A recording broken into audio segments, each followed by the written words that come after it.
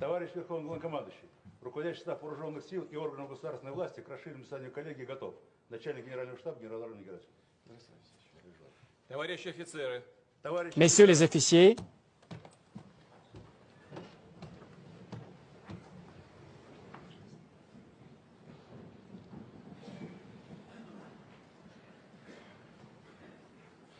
Уважаемые товарищи, chers camarades, aujourd'hui on se réunit lors du collège annuel du ministère de la Défense pendant la période très responsable où nous voyons le déroulement de l'opération militaire spéciale qui continue. Et vu l'expérience de combat accumulée, nous allons discuter des actes de développement de l'armée et de la flotte. Tout d'abord, j'aimerais transmettre les paroles toutes sincères de remerciement à nos soldats et à nos officiers qui se trouvent à la ligne de front, tous ceux qui, en risquant leur vie, font leur devoir et par leur vie, ils protègent leurs camarades de combat. Et bien sûr, aujourd'hui, nous devons honorer la mémoire de nos camarades de combat qui ont donné leur vie pour leur patrie.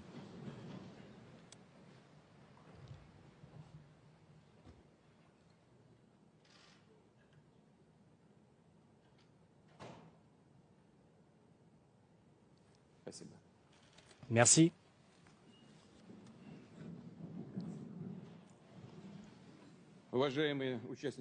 Chers participants au collège, il est bien connu aujourd'hui, contre la Russie, on voit l'utilisation du potentiel militaire et des capacités de pratiquement tous les pays de l'OTAN. Néanmoins, nos soldats, nos sergents, nos officiers battent pour la Russie avec tout leur courage. Fermement, pas à pas, ils font la résolution des tâches posées et bien sûr, ces missions seront accomplies sur tous les territoires de la Fédération de Russie, y compris ces nouveaux territoires. Nous allons assurer la vie sécurisée de tous nos citoyens. Les forces armées et les capacités opérationnelles de nos forces armées continuent à s'accroître en permanence et tous les jours. Et bien sûr, nous allons intensifier ce processus. Encore une fois, je tiens à remercier tous ceux qui font leur devoir de combat. Je remercie les opérateurs des chars de combat, des troupes aéroporteurs, des troupes d'infanterie, des transmissions, les pilotes, les représentants des forces spéciales, des forces antimissiles, de cartes, de soutien logistique, de la garde nationale et d'autres unités militaires pour tous ceux qui, comment vous faites le combat. Parce que je ne veux pas avoir peur de comparer, parce qu'il ne s'agit pas des paroles épiques, parce que comme de vrais héros de la guerre nationale de 1812 et de la Deuxième Guerre mondiale. Surtout, j'aimerais remercier les médecins militaires qui, très souvent, en risquant leur vie, sauvent les vies de nos soldats. Et surtout, les médecins militaires et civils et aussi les constructeurs qui font tout pour remettre à niveau l'infrastructure dans les régions de l'opération, surtout pour la restauration des objets et des installations civiles. Et quand même, néanmoins, bien sûr, les opérations de combat ont attiré l'attention sur les questions sur lesquelles nous devons travailler en détail, comme on dit chez nous. Surtout, je parle et je sous-entends les questions, les transmissions, les systèmes automatisés des forces armées et des armes. Je parle de la tactique et de la lutte contre batterie, de désignation de cibles et d'autres. Il s'agit d'une expérience de combat que nous devons et nous allons utiliser au cours de la construction future et du développement des forces armées. Aujourd'hui, notre mission est de mettre en œuvre toutes les mesures nécessaires pour renouveler et améliorer les forces armées. Et surtout, j'aimerais attirer votre attention sur les points suivants.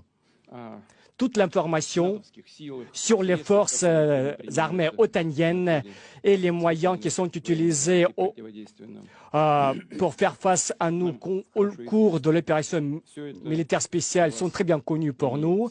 Vous les savez tous.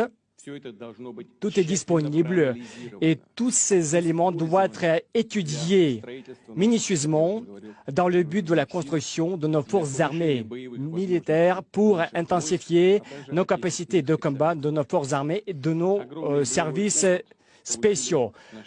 Et nos unités militaires ont acquis une expérience énorme opérationnelle au cours de cette opération militaire spéciale. Et la mission du ministère de la Défense et de l'État-major est d'analyser cette expérience et de l'inclure dans les plans et les projets de formation de l'instruction des soldats et des forces armées, et surtout pour assurer la livraison de matériel dans les forces armées. Et surtout, la pratique et l'expérience qui ont été accumulées par nos forces armées en Syrie doivent servir et devenir la base pour l'amélioration sérieuse de nos capacités opérationnelles au cours de l'instruction et des exercices à tous les niveaux.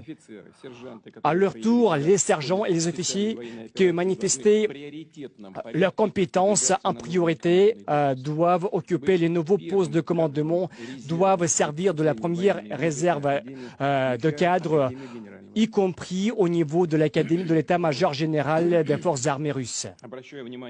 En deuxième lieu, j'attire l'attention du gouvernement et du ministère de la Défense et d'autres agences au besoin de travailler en contact très étroit dans le cadre des infrastructures et structures créées nouvellement, comme le Conseil de coordination, y compris les chefs des régions russes et les représentants du complexe militaire industriel. J'attends aussi que nos instructeurs et nos ingénieurs continuent leur pratique de visite de la ligne de front. J'aimerais les remercier parce qu'ils visitent régulièrement et ils ajustent le fonctionnement de leur matériel. Et j'espère que cette pratique se poursuive pour que les performances du matériel soient vérifiées dans les conditions opérationnelles, dans le but d'assurer leur perfectionnement ultérieur. Dans l'ensemble, il faut assurer le travail avec les ministères et les agences impliquées. Nous voyons qu'il y a des travaux brillants, mais les éléments qui doivent être ajustés, parce que tout cela s'est vu par les ingénieurs, par les scientifiques, et toute cette machine, toute cette structure fonctionne. Et quand j'ai déjà dit que nous continuerons à perfectionner nos matériels, j'ai sous-entend aussi ce processus. La commission militaire industrielle doit devenir l'état-major de coordination de la science des forces armées et des industries pour résoudre les missions les plus urgentes et tout d'abord du point de vue du soutien logistique des forces armées. Je parle des munitions, des matériels. En troisième lieu, nous allons continuer à soutenir les capacités de combat et perfectionner les capacités de la triade nucléaire, parce que c'est la garantie principale de la préservation de notre souveraineté et de l'intégrité territoriale, de la parité et de l'équilibre des forces dans le monde entier. Cette année, le niveau des armements a dépassé 91% du point de vue de leur modernité. Nous continuons à perfectionner et équiper des missiles supersoniques avant-garde. Dans les plus brefs délais, nous allons mettre en service les missiles balistiques intercontinentaux Sarmat. Nous savons qu'il y a un certain mouvement vers la droite, mais ça ne change pas nos prévisions. Tout cela est réalisé et les forces armées continuent à recevoir les systèmes de missiles YARS. Nous allons continuer à développer les systèmes uniques qui n'ont pas d'équivalent dans le monde entier, comme des systèmes supersoniques de missiles. Et début janvier l'année prochaine, nous allons mettre en service opérationnel la frégate de l'amiral de l'Union soviétique Gorshkov, qui sera équipée du système le plus nouveau qui n'a pas d'équivalent dans le monde entier, de positionnement maritime comme le système de missiles Tsirkon.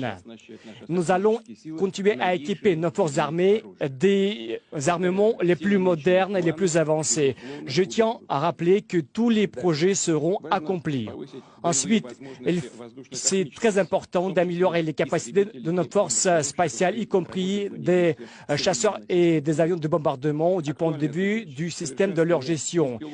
En plus, nous devons perfectionner les capacités des drones, y compris les capacités de reconnaissance et de bombardement, y compris les moyens de leur utilisation, parce que l'expérience de l'opération militaire spéciale a démontré que les drones sont largement utilisés et ils doivent devenir disponibles au niveau des compagnies, bataillons, régiments, pour détecter les cibles le plus vite possible et transmettre l'information pour faire des trappes en temps réel. Et les drones doivent être reliés entre eux et intégrés dans le système de reconnaissance uni et posséder des voies de communication sécurisées avec l'état-major et le commandant pour transmettre l'information. Et cette information doit être disponible chez tous les soldats. Nous devons avancer dans ce but. Il faut que ce soit réalisé pratiquement dans les plus brefs délais. J'aimerais vous demander à attirer votre attention à ce fait-là, surtout pendant l'équipement des soldats, des moyens personnels. Il n'y a pas de petits détails sur le champ de combat. Surtout, nous devons faire attention particulière et je sais que le ministère de la Défense s'en occupe, mais je tiens à souligner, je parle des trousses, de l'uniforme, des chaussures, des gilets pare-balles, des casques. Tous ces éléments de l'uniforme doivent être faits au niveau le plus moderne. En plus, les moyens de vision nocturne, les mitraillettes, les fusils, je ne veux pas faire la liste exhaustive, mais l'essentiel, tout ce qui est nécessaire à chaque soldat doit être moderne, confortable et sûr et fiable. Et le soutien logistique doit être fait compte tenu de réalités sur le champ. Et s'il y a des éléments obsolètes, ils doivent être mis à jour instantanément. J'aimerais attirer l'attention du ministre de la Défense et du chef d'état-major général et de tous les chefs d'unité. Nous n'avons aucune limitation du point de vue du financement, parce que le pays et le gouvernement donnent tout ce que notre armée demande. Tout est fourni et j'espère que la réponse soit formulée comme il faut et respectivement, nous allons avoir les résultats acquis. Je reviens au sujet des drones. Nous avons une bonne expérience de développement des drones maritimes sous-marins et je sais que notre industrie possède tous les éléments pour créer une large gamme de drones maritimes et aériens qui puissent présenter les performances les plus sophistiquées, y compris de l'intelligence artificielle. En plus, nous devons étudier les possibilités d'équiper des moyens d'attaque. En cinquième lieu, nous devons perfectionner les systèmes de transmission et de commandement pour assurer la stabilité et la gestion des forces armées dans toutes les conditions possibles. Nous devons impliquer les technologies de l'intelligence artificielle à tous les niveaux de prise de décision. Comme l'expérience démontre pendant les mois précédents, ce sont les éléments qui fonctionnent pratiquement en mode automatique qui sont les plus performants. Ensuite, la mobilisation partielle a fait révéler certains problèmes qui sont universellement connus. Je sais qu'il y ait des mesures en cours de réalisation, mais quand même, j'aimerais attirer votre attention et nous devons construire ce système et nous devons la moderniser. Surtout, je parle le système des commissariats militaires. Je parle de la numérisation des bases de données. Je parle de l'interaction des autorités municipales et régionales.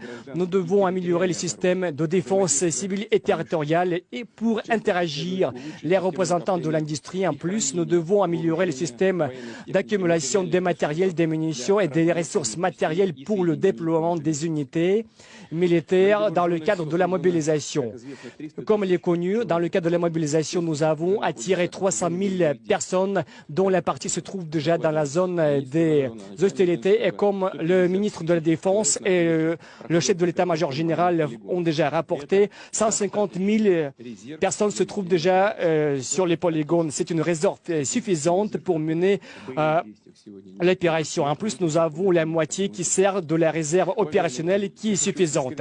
Chers collègues, je tiens à remercier nos citoyens qui aident nos forces armées, qui envoient leurs véhicules, leurs voitures, les uniformes, les vêtements chauds et envoient les lettres et des cadeaux aux hôpitaux et aux personnes blessées. Même si le ministère de la Défense fournit tout ce qui est nécessaire, il faut remercier surtout nos jeunes citoyens pour ce soutien. Et j'aimerais demander au ministère de la Défense à étudier avec attention l'initiative civile et prendre en considération les critiques et prendre les mesures opportunes. Il est évident que nos gens voient certains problèmes, bien sûr qu'ils puissent apparaître dans ce travail complexe et cette réaction pourrait être pleine d'émotions, mais quand même nous devons écouter tout le monde qui parle des problèmes et qui surtout faire leur contribution dans leur résolution.